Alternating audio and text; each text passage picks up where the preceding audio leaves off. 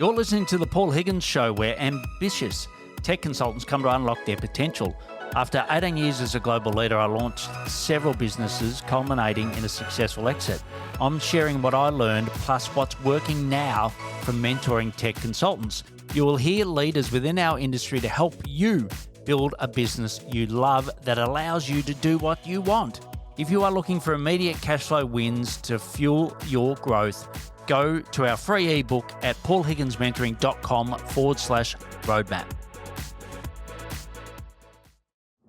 Imagine you're hitting your revenue ceiling in your tech consulting business. You've maxed out your network, your team is stretched thin, and you're wondering how to break through. Hello, I'm Paul Higgins, and welcome to the Paul Higgins Show, episode 600, a huge milestone. I can't believe it's 600. Anyway, in this podcast, it's all about you. And I'm going to talk to Nathan Garing from Salora ERP. And you're going to learn lots from Nathan. Brilliant interview, but three things in particular. One is how to strategically expand from services into product. The second is why building strong partner networks is critical to sustainable growth. And he gives some brilliant examples. And the last is a proven approach to scaling operations and basically how he got himself out of the business. Nathan is the co-founder of Salora ERP, leveraging over 7 years of NetSuite experience and a decade's worth of accounting experience. Nathan started his career managing a $250 million accounts payable process across multiple locations and subsidiaries for a multinational business. And of course, they were using NetSuite. He then transferred into his NetSuite consulting role, which now has led to a very successful seven-figure business. If you'd like to see Nathan on video, which I highly recommend, go to our YouTube channel, Paul Higgins Mentoring. And what I'll do now is hand you over to Nathan Garing from SaloraERP.com. Great to have you here, Nathan. You too. Great to be here. Yeah, I know we've had a couple of attempts at getting this to air, but it's because you've been so busy. So I'm really excited to hear about that and you share your great success and your growth. But why don't we kick off with who are the ideal clients you love to work with and what problems you love to solve for them? Our ideal client, or the space we service is NetSuite, mid-market ERP, and that can really range wildly. I think most people think of mid-market as a minimum of 50 million a year, maybe to the 500 million a year space. But we work with clients, in even the 20 million a year, all the way up to 10 or 20 billion a year. Depending on their business model, NetSuite might be a great fit for them, and they're in that space. Now, ideal client, it's clients in wholesale distribution, healthcare, biosciences, software, SaaS, professional services. Often they have complex businesses that intertwine multiple of those verticals into one, but really it spans the gamut of industries and verticals. And ideal client is somebody who's ready to make that investment in their ERP and their journey. They're on legacy systems. They've been talking about getting off of them for years. And they know that, hey, it's time to invest the money in the proper system, the proper integrations, and really automate all these manual functions that have been slowing us down from growing, right? Clients in that 50 million plus range and are ready to make an investment in their future systems. Great. And how many of the clients you work with are already NetSuite? Like you just said, a lot of them are migrating across. How many are NetSuite versus migration or coming from something else? We're definitely a healthy mix of migrating folks off of legacy system, whether that's QuickBooks or Microsoft Business Central or Sage or any other platform onto NetSuite. So we do a lot of net new implementations, but we have, I would say the majority of the business is existing clients who are already on NetSuite and need ongoing support, ongoing integrations and ongoing, enhancements to their system. It's a healthy mix day-to-day wise, but a lot more clients on the existing already on NetSuite versus net new projects where, you only have so many going on at once, right? Yeah, great. And how do they find you? Great question. It is really an omni-channel approach. The NetSuite space is a small world, so it's definitely word of mouth, referrals, sure, sales outreach, cold outreach, warm outreach, conferences, dinners, lunches, being partners with every third-party app in the space and accounting firms and PE firms, really branching the network out to everyone who's in the business ecosystem. It's that partner network that really has sustained us and helped us grow. And a lot of times you'll meet somebody at a conference, and before you know it, you're doing six figures in work in no time, and it becomes a very consistent thing. So it's definitely all who you know and building those relationships, but people in the accounting, the consulting, business transformation space. Great. And what would you say the percentage of time in a given week for you that's spent on those activities versus everything else? Sure. So I have a sales team. So they do most of the initial outreach. That said, I'm definitely very involved in sales and the whole process there. I have a lot of people within my network who constantly reach out to me, people I've never met before who say, "Hey, I was referred to you by and so," whether it's on LinkedIn or email or a random phone call or text, tons of just different ways that folks end up reaching out. So, I mean, I don't know. I would say 5 to 10 hours of my week is spent during sales, whether that's, external to a potential client or, internal, helping the sales team figure out what a statement of work will look like. Great. It just depends. It ebbs and flows. Yeah, and what about your marketing? Do you do marketing? I know events and all is considered a form of marketing. The line Yeah. between marketing and sales blurs, but do you do it yourself? Have you got someone helping with you? I've got a dedicated marketing guy as well, or resource as well. He's great. He does a lot of different marketing outreach via our different social media channels, a lot of LinkedIn, a lot of Reddit, a lot of other business centric type channels, right? Because we're selling to businesses, we're not selling to your everyday consumer. So he does great there. And then we also go to a lot of different conventions. We've sponsored a couple booths at a couple conventions. Transparently, the first few years we were in business, we spent nothing on marketing, no advertising, not a dollar on it.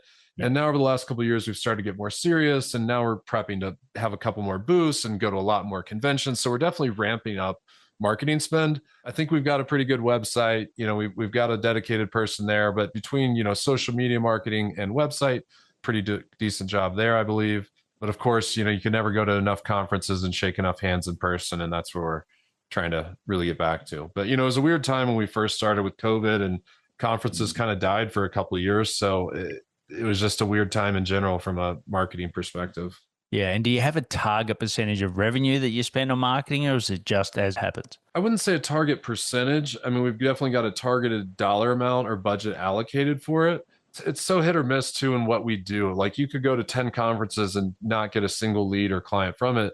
You could go to that next conference and that's a multi six figure, even seven figure deal. So, one deal could astronomical compared to what you spend on it.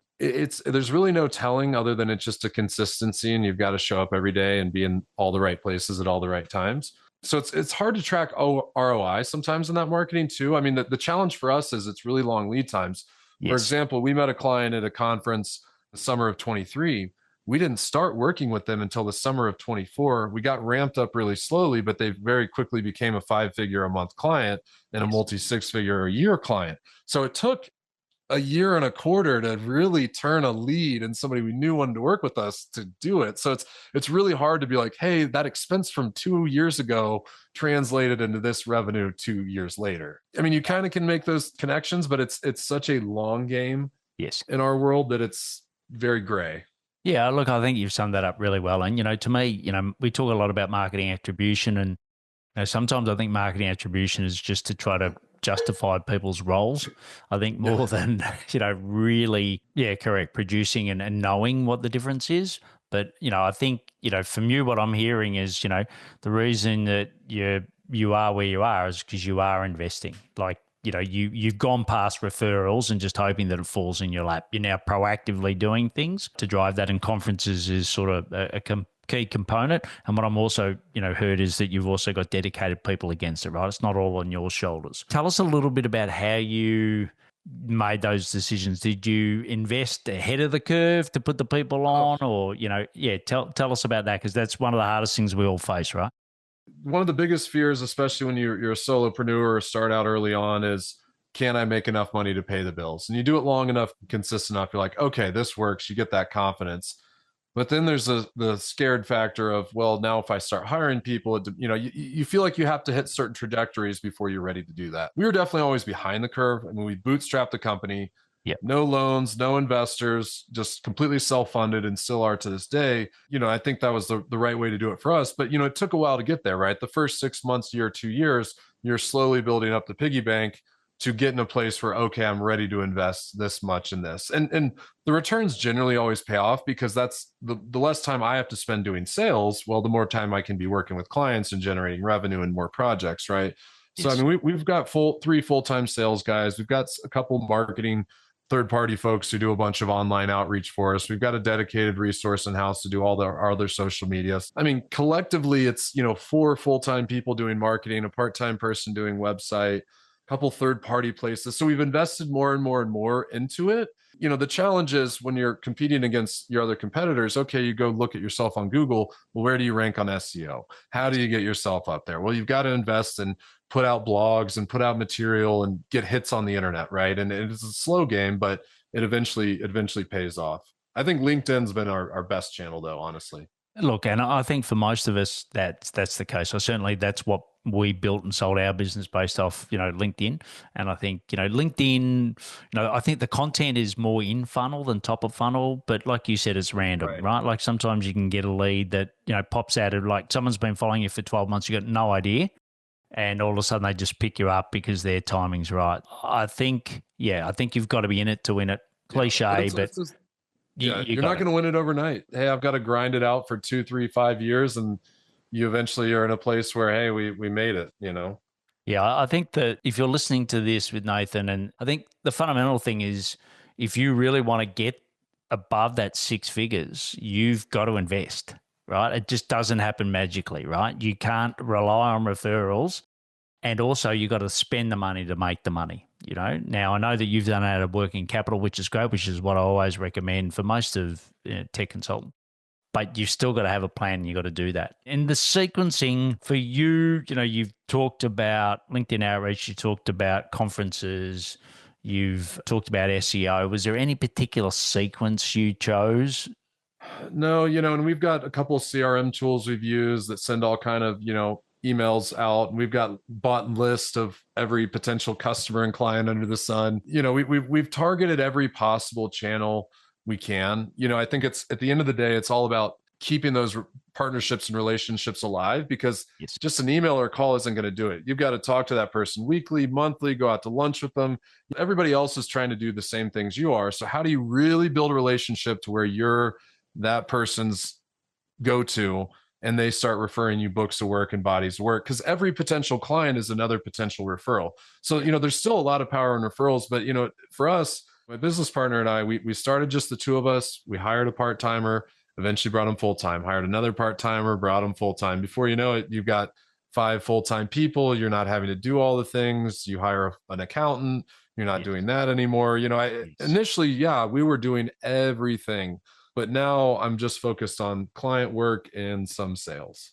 Yeah, great. And obviously the strategy for driving the business forward. So let's talk strategy. You started services business. Now you're starting to build product. Tell us a little about your strategic rationale as to why not just stay 100% services. Yeah, so in our world, services is definitely a solid place to be. It's always going to be in demand. You're always going to have a deficit of talent. It is a very difficult industry. So even people that are really good at it burn out. So there's always going to be value there for services, and will always be there. But product, though, the challenge is on the partner side is, there's more and more competitors all the time, right? There's more and more competition. So how do you differentiate? Okay, well, you differentiate by having products. Hey, I have this app or this awesome tool that automates these things. Hey, you have this really specific business use case and the out of the box features don't get you there. Well, I have an app that will automate all of your demand and supply planning and purchasing and everything, right? For clients that have specialized needs and more complex needs, these applications, number one, open the door to a client who may not have considered you before, but they saw your app. Hey, we want your app. Oh, you sell them the app. Well, now they want you to do all their services. And then you can sell them more of your apps. It's getting in the door is the hard part. So whether the getting in the door is services or apps, now you have more, doors to open, right? So the apps also are very sticky, right? The apps we build and sell are great value, great price. They do a lot of really awesome things that we've spent hundreds, if not thousands of hours developing and perfecting, and really understanding the complexity and the use case. The apps, also are sticky, right? So, hey, if they buy the app this year, well, they're going to buy it for probably the next 5 or 10 years. You Yes. sell an app once, you've sold the app 10 times. And that's, of course, the goal. One hand feeds the other, right? We branched into, outsourced accounting services. We have a couple CPAs for hire. By nature of what we do, we're working with clients who have accounting staff shortages and needs, whether that's temporary or long-term. So it's one product and service kind of guides you to what your additional product and service lines are. But Yes. I think it's important to really be very good and perfect one thing before you try another thing. I think that's where sometimes folks fail, is they try to do too much of too many things rather than being really good at one or two things. Yeah. We got really, really good at services and perfected that. And then we started perfecting apps, and then we've branched out into other areas. Any more to differentiate, you have to do multiple things, but you want to be very good at those things. Yes. But regardless, there's always a niche for specialized help, whether it's just services or just products. It's just up to us to figure out creatively, how do we get to the next one? Yeah, look, I think that makes sense. And I think the summary of, getting it in the right sequence. I know some people try product before they've got service right, and then that is counterproductive. So I think that's right. As far as allocation of resources with product, did you make it part of the services team's job to develop the product, or did you split it out? Like, how did that happen? Or happening, I suppose. Happening for sure. Yeah. It kind of just happened as it progressed, where a client had a really specific need, and we build an application and we go, okay, well, I know 100 other clients people out there who probably want this. So it's a lot of times something we built specifically as part of a project, and we said we should app and commoditize this. We've also worked with other third parties who have an app of their own but don't have it integrated to NetSuite. So we'll build the integration app. So we partnered with a bunch of other people to help them build their apps as well. So that's kind of how we've diversified, even, with our own services, right? We don't have a dedicated team that, hey, they only build apps. It's the services team who is working day in, day out with us on these projects, developing the apps for clients and taking a step back and saying, okay, well, we can make this more vanilla in general and use it and sell it to many other people as well. Right. And it sounds like it's the client has a need, the client's paying for it, then you build it rather than building and then hoping clients will take it. Not always. Yeah. Often, that's how it started. But as we got better and better at the app building and more ideas, I mean, we've got about 40 different apps now. We started building apps proactively, like, hey, I've seen pieces of what this might look like in other areas, but nobody's done it as complete or as collective or as, hey, we're going to go build some super app to rule them all kind of thing. So we've got a couple apps that we've started releasing lately. I won't go into the details, but they're really solid apps that automate a lot of things, and they do multiple different functions and processes within one, like all of your purchasing, all of your sales side. So some really cool apps that have taken us a couple of years to really fully develop. There were pieces of different things that we've stitched now all together. So there's definitely things we built proactively, but it's happened because of other ideas from other apps we've already built, right? Yeah, great. How much of the apps are sold to existing customers versus completely new customers? I'd say right now it's about 50-50, but it's growing more on the new customer side, mainly because we've done more advertising and marketing and more word of mouth. It's always easier to sell an app to somebody you already know or have a relationship with. But definitely the apps have led to a lot of new clients, which is the idea. But at the moment, it's probably about 50-50, but it's definitely trending more to the new side. And is there, you're seeing evidence of sold product services then flow after that? That's exactly it. I mean, that's, I don't want to ever oversell to the client. I want to show expertise and experience and value and let that sell. Yes. But, once that door has been opened, at that point, it's trying to sell the client all of our services, not being pushy about it, but saying, hey, yes, by the way, we offer all of these things. This is going to save you X. Here's your ROI on Y. Hey, this is going to save you 20 grand a year and automate these processes for you. Trying to sell by showing value. But yeah, once we sell them one app, I'm trying to sell them services and 10 more apps. And, and sometimes it's a slow game. What they have budget for now. So, hey, I know he's not ready for this app now, but in 3 months he will be. Kind of lining everything up based on your relationship and what they are capable of doing in a time span. Yeah. And I know we're recording this in February of 2025. It's due to go out in the middle of March, and probably what we say about AI now will change, right? In the prep, we sort of spoke about it, so tell us, not from in product point of view, but to help you from a attracting clients and also serving those clients, how have you guys used AI so far? Yeah, so I mean, we've started to definitely dabble around with AI and its capabilities. I mean, we've used it for our own development tools. It can definitely help shortcut writing some code and analyzing, is there bugs and things like that in your code. Used it for some marketing and creating graphics and creating website and other marketing material.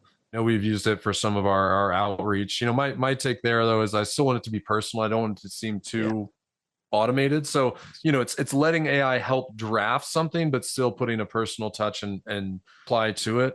I haven't used it as much myself on our team, but I know some of the development team and the sales and marketing guys have started to leverage it more and more.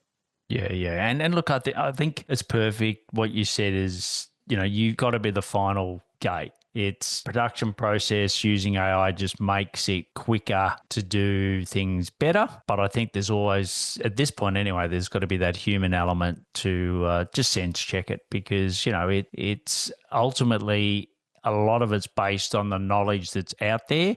Unfortunately, a lot of the knowledge that we have isn't out there, right? It's in our heads, Right. It's in our experiences. So I think we've got to blend those two rather than just defaulting purely to the AI. Look, what we're going to do now is pause for a moment. We'll thank our sponsors and then we'll come back and go into the rapid fire.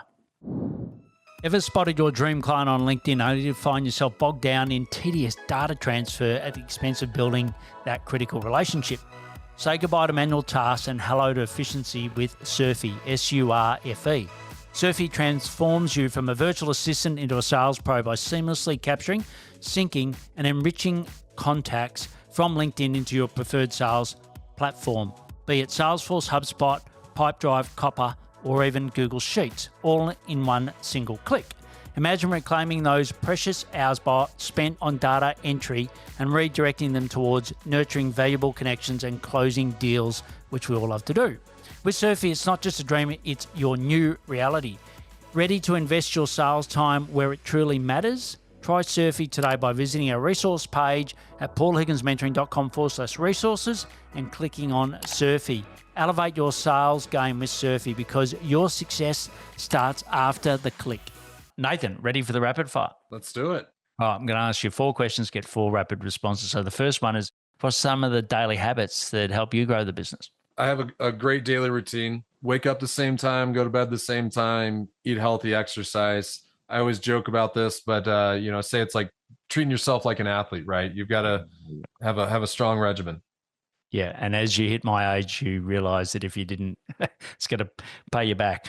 The next one is, where do you find out more about how you grow your business? Where do I go? I think it's doing more of the same of what we've done well, seeing what other partners in the space, talking to other people who we have good relationships with in the space and how they are going to continue to scale and grow.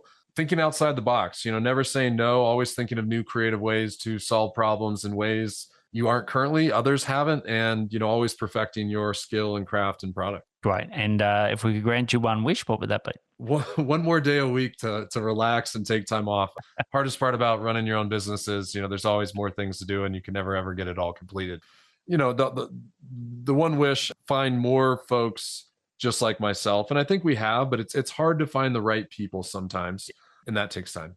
Yeah. And the last thing is, what do you know now that you wish you had known when you first started 5 years ago? How much patience you would need, running a team, managing a team. And I've managed people in other capacities and roles before, but it's a whole different level, empathy and care. And you care about your own business a lot. You want to make it work. People's paychecks are on the line. So, you take it very, very, very seriously. I guess the one thing I wish I would have known is, how much of a toll that can take on you sometimes. You really have to have a very strong mental state and very healthy mental state and continually work on that to not get burnout. Yeah, great. So that combination of physical and mental. But you've been listening to Nathan Garing. This is episode 600. So it is a milestone episode. So I know we took a while to get there, but we got to a big milestone. You can find out more. We'll have all of the links in the show notes to find more about Nathan. And yeah, Nathan, great to have you on, and well done for your success of continuing to grow. And realistically, in our world, a pretty short period of time, 5 years. So well done for your efforts and sharing it today. Yeah, thank you so much, Paul, for having me, and thanks everybody for listening. And glad we finally got a chat. I know we've been trying to make this connection for a while now. Awesome. Great. Thanks, Nathan. Thanks. Take care. What a great interview with Nathan. Spoke so clearly and gave you great tips if you're looking to go through those different growth phases. Reach out to him, thank him on LinkedIn, and also if you've got any questions for him, certainly ask him. The link will be below. And if you're driving or walking at the moment, just send yourself a reminder note to go back and do that afterwards. Also, if you've got peers that you think could benefit from this, please do that. And there's the video with Nathan can be watched on the YouTube channel, Paul Higgins Mentoring. And if you love Nathan's interview, which I'm sure you will, there's a lot more there that you can go and see. And I'll see you next time on the Paul Higgins Show. Time for action. Let me know what you implemented from the show. I promise to respond. Plus, get the Tech Consultants Roadmap at paulhigginsmentoring.com/roadmap.